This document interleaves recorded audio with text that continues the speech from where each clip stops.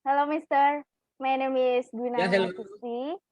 I'm from English Education Department in Muhammadiyah Yogyakarta University. Before we start, we should introduce ourselves before. Okay. Mister. My turn, okay? Yeah.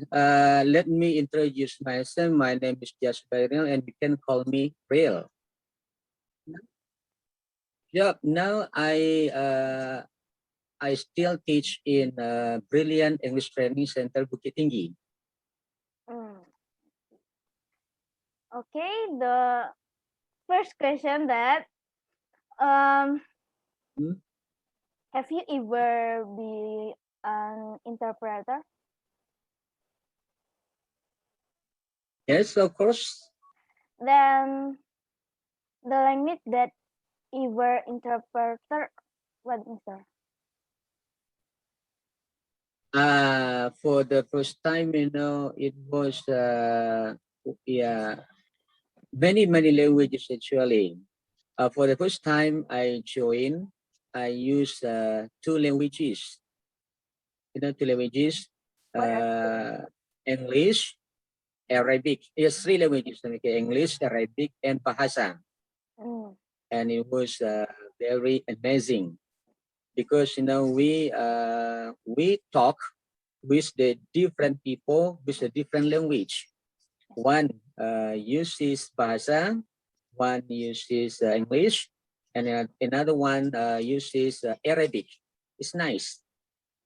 Although I was not very good at in Arabic, but little bit I can speak Arabic. I wonder about how long that you have been an interpreter. Interpreter, it depends on the project.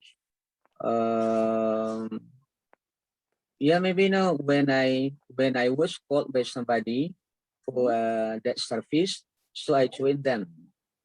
I see. That how do you think that what can we do as a interpreter? Exactly what can we do or done in interpreting based on your experience? Okay. Actually, when we want to be interpreter, we should have many vocabularies for the first, okay? And the second one, we should know any information. Yeah, because when we become interpreter, so we should master the spoken English very well. And also, we need more vocabularies because now we try helping the people who do not understand about that language. So they rely on our ability. So if we cannot understand about the language, and then it's like we cannot translate into the different language. So we need now to have more vocabularies and also more information about what we are talking about. Mm, the key of interpreter that know the vocabularies and we should know Mhm. or we should add our vocabularies, right? Yes, okay. Then Vocabulary and then information about what we are okay. talking about right now. Maybe about the medical, about the politics, about the Mm, culture. So we should know more about information. mm, I see. Then for you that the unforgettable moment that you found as interpreter, can you share? Ah, yes. Okay. At the time, I was called by one of my friends to join the Indonesia Army because at the time there was the project of Indonesia Army with the Asia Pacific Army, and then now with the project giving the free medical aid in West Sumatra. Mm, And it was very amazing. We show it now with all army in the world. mm, And then yeah. at the time, I joined with them for 3 days. And the first day, I joined with the group from Thailand. And then, yeah, for the first time, I got shocked. I got shocked because, yeah, because, we translate from the different language, different language like, from Minangkabau, from Bahasa, and then become English. And also now join with the Thailand army. They are also look like Indonesian. They are not native speaker. Okay. Also no, we have good English, but they don't have good English. Oh, I see. Okay. Yeah. Yeah. Okay. So the first day, so I got a problem because I joined with the Thailand army and they didn't have good English ability. So it was very difficult for them to understand what I was talking about. But the second day, it was amazing. I joined with the Australian army, and then they had good English ability, and I got the problem because they spoke English very well, very very fast. And also, the last one, they say the last day, I joined with the American army, and then it was very very amazing. And also, one thing I got from that job that in English actually we don't need to translate word by word when somebody's speaking, but we just try to understand about the context of the sentence that they are saying about, not translate word by word, but the contents of the text, the contents of the sentence. Because now if we translate word by word, so we get a problem. The problem is, so we have less vocabulary. So now we just learn how to understand what they are talking about. And then now we translate with our own ability and try to make the people understand. Good experience. Then, according to your experience, that what challenge that you found as interpreter?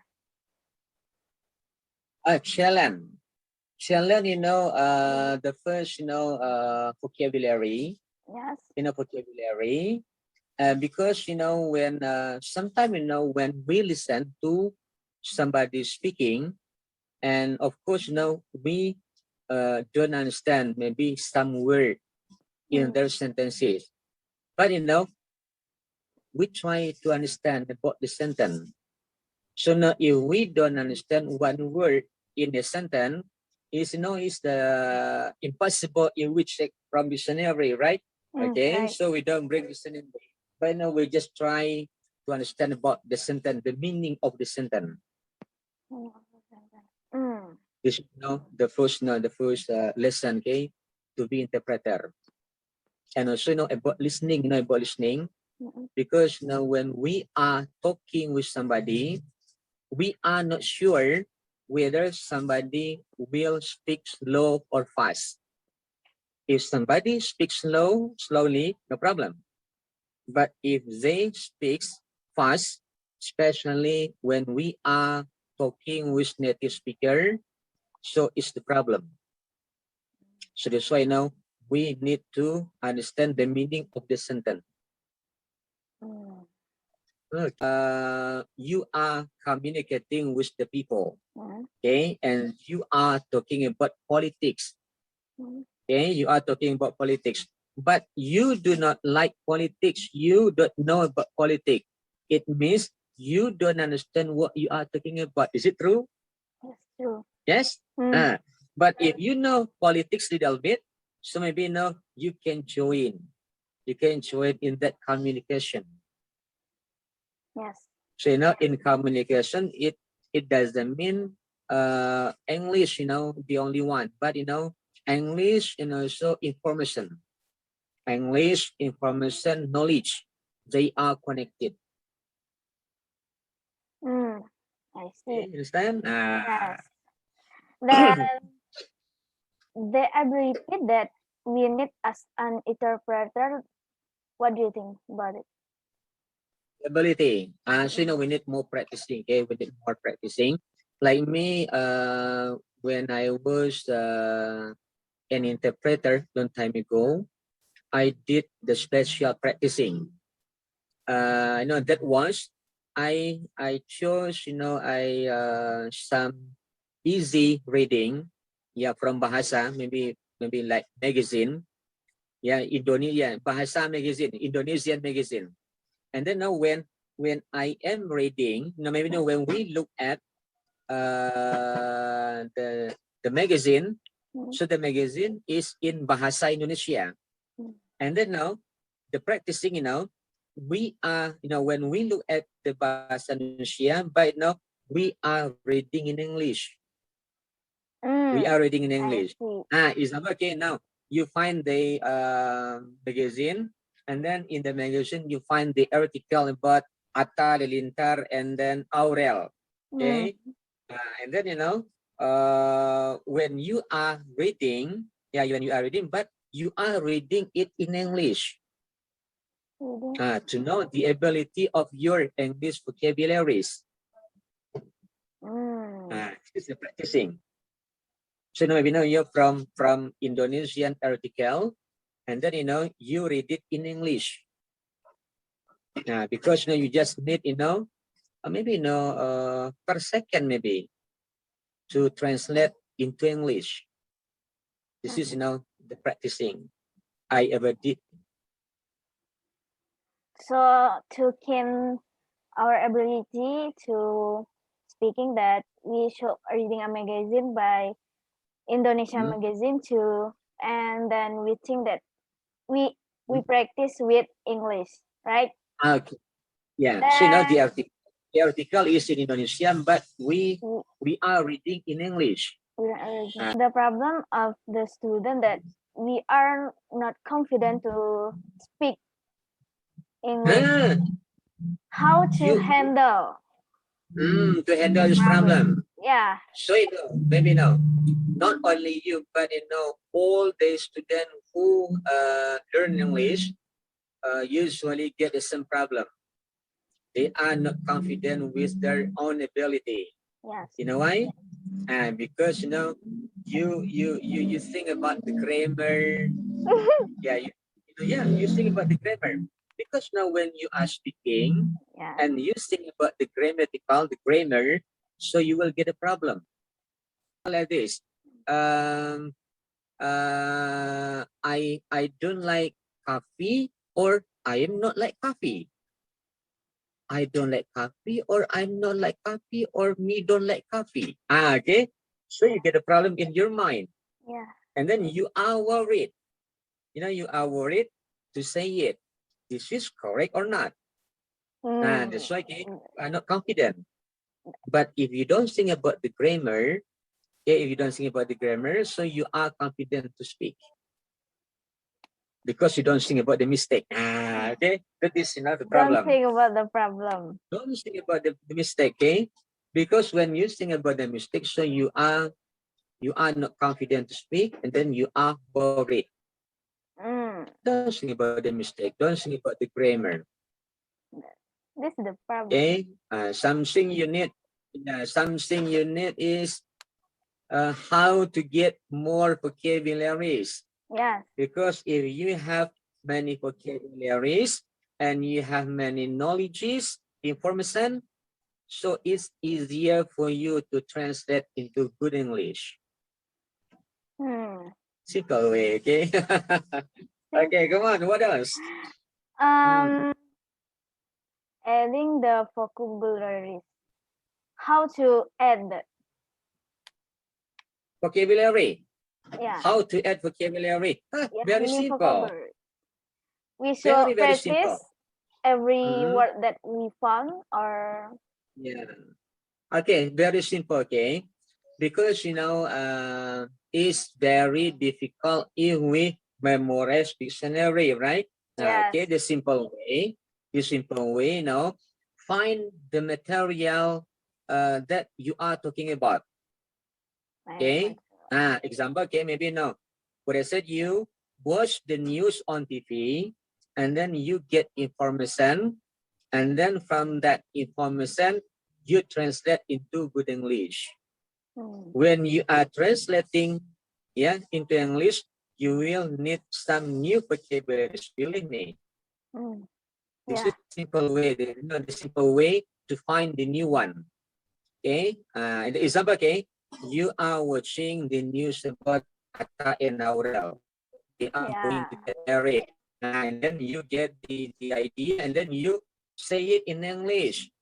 To say it in English, of course, you need some vocabulary. Maybe you don't have vocabulary.